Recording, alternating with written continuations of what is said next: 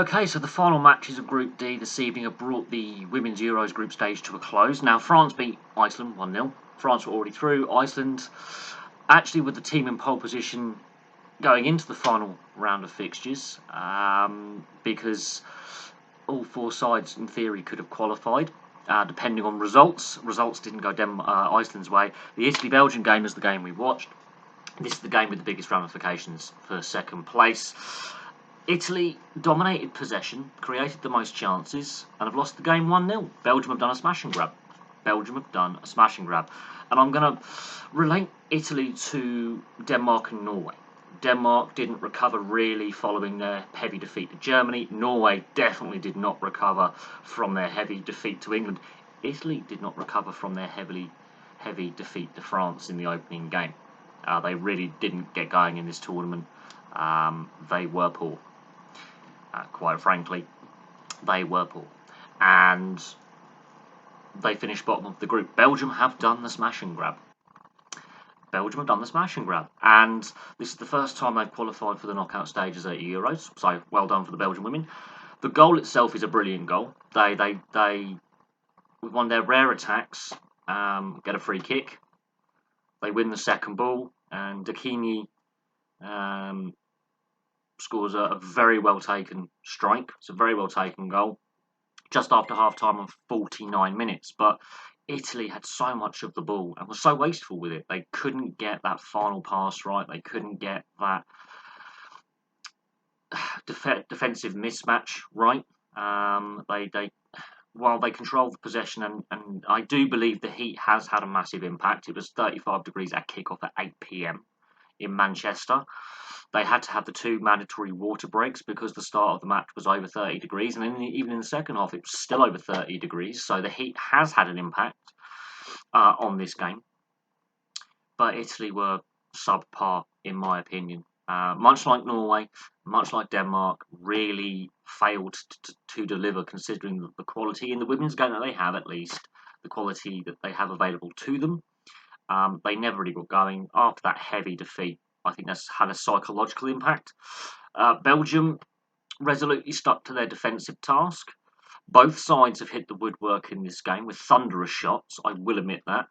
Belgium could have had a second goal after towards the end of the game, not long before full time, hit the post. Italy hit the bar, but a draw would have done neither side any good because that would have put Iceland through.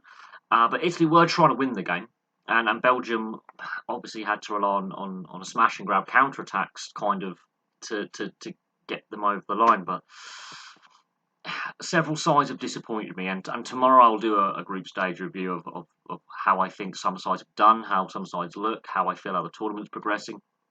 But Italy is one of those sides that really disappointed, and there are some setups, Denmark, Norway, and Italy, where there is now pressure on the structures in place and the coaching structures in place coming out of a tournament like this, and we can see the same thing in the Men's World Cup. This winter. Let's say Gareth Southgate. England in the men's game are going into the tournament under a lot of pressure. The manager's under a lot of pressure. Should England have a similar tournament like some of these nations have had in the women's game, I could see pressure being on Gareth Southgate's job, for example, his position. But on this side of things, Italy, they created a hatful of chances, but weren't accurate enough. They were rushing the play. There was a lot of misplaced passes, poor decision making in the final third, with the wrong players being selected for that final pass or final shot.